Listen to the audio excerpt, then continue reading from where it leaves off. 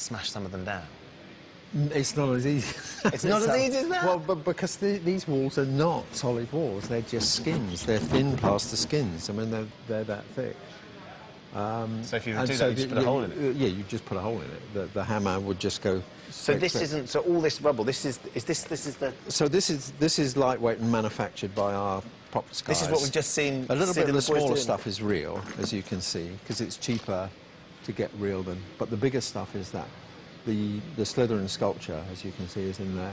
And but this stuff, then, is all designed on the drawing board. These profiles, these broken profiles, are designed on the drawing board. And then the carpenters come in and cut them into those very precise shapes according to the drawing.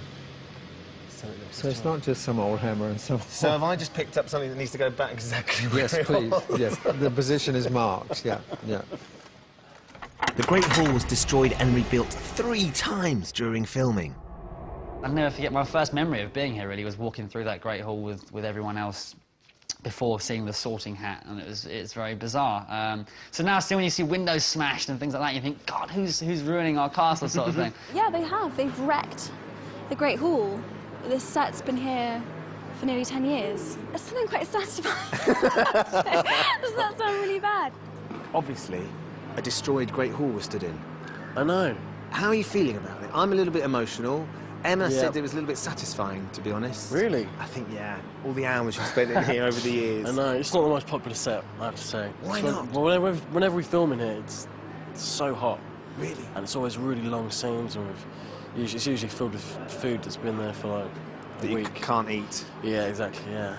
And so I can understand that a little bit, but, yeah, no, it's quite sad seeing it all smashed up, because we've kind of grown up here, so...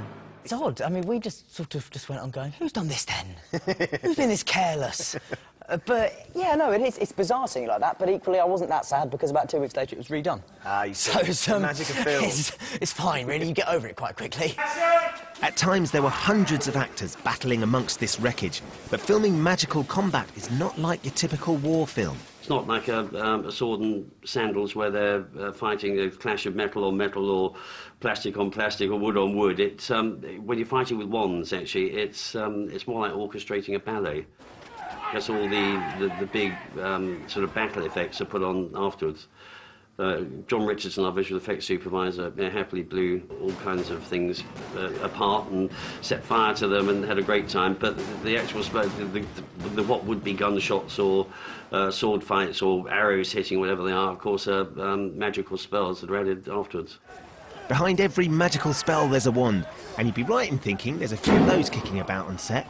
We literally made thousands of wands. I mean, obviously on Deathly Hallows, there's big battle sequences. Sure. So there's hundreds of people running around with wands, so we've had to produce, you know, well over 2,000 wands just for the generic running around. 2,000? Yes, yeah, and then but also over the period of the 10 years, we've probably produced over 130 character wands, and then probably that multiplies because we produce at least 6 of each. Once we produce a wand for a character, we have to produce at least 6, and if you take like Daniel's wand, the Harry's wands, we've probably produced over 70, 80 of those at least, because he wears them out. They get worn. He wears them out? He's worn his wand out? He fiddles with them all the time, and the paint wears off, and so the numbers just get bigger and bigger and bigger all the time. Of course, one of the things that's going to be important in this battle is your wand. And speaking to Pierre, who devises, creates, and makes all these extraordinary props, he was telling me, a little secret, that you have gone through, worn out, Daniel Radcliffe, 80 wands over the last 10 years. Yes. What on earth have you been doing? 80? 80. 80. 80. I thought you said 8. No. 80. You have... Wow. Not 18, not 8. You have ruined... No, let's not say ruined. Wow. What have you been doing? Sorry, Pierre. I don't know how I have managed to break that many wands. I know I drum with my wands a lot. So I bang them against my leg and sort of do some rhythm, you know, and that's when people say things to me like, can you drum down? I said no. He said, no, I thought not. That's the kind of time people say that to me. But yeah, so I really don't know. I just feel very bad. You've not been sneaking them off set somehow? I really haven't been. I'm not the person selling them on eBay, I promise. But with all those wands in circulation, it must be pretty hard to keep tabs on them if there are any light-fingered wizards out there. when there's so many people in a scene and everyone has wands, or like the whole scene now that we're doing today, all the crowd, they're all holding wands, and there's people like outside, like literally checking them in and out when they've come off set. It's like they're all numbered and everyone has their wand. It's like a wand check, isn't it? It's crazy. I know. They watch you like hawks, then you're not allowed to take anything away. As I drove in today, I did see the sign saying we are doing random searches of cars. Yeah. I thought that's because they're coming to an end. Yeah. No, totally. I mean, I'm serious. And you know, Dan, he's Harry Potter, and they won't let him take anything. I've just noticed, well, there's no glass in your glasses. Yeah, do feel free to have a poke. Okay, right, yeah. That's why Rupert. Yeah, no, these are the lensless ones because of reflections. Sometimes they see the camera in them, and so they have the lensless ones. I have decided though, this is the one thing I want. At the end. The one thing? The one thing I want is the glasses, definitely. The ones with or without the lenses, though? Without. What have I swirled away over the years? I'm sure I must have taken something. I took a piece from the chessboard. Oh, wow. On the first film.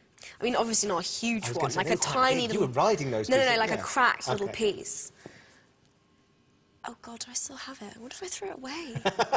So will they be finding their way home to the Radcliffe by household? Any means necessary? Yes, Magic. they will. It may be that...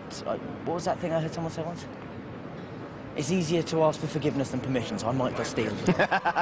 After the break, we hear what happens when Ron and Hermione finally get together. I mean, the first take, just kind of leaning in and then his face is getting closer and closer. And Emma shows off her battle scars.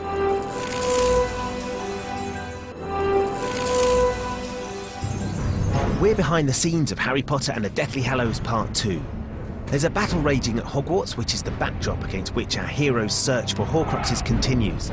They've learned that one of Hogwarts' ghosts, the Grey Lady, knows the whereabouts of what they're searching for. And for the first time since arriving back at the school, Harry, Ron and Hermione separate.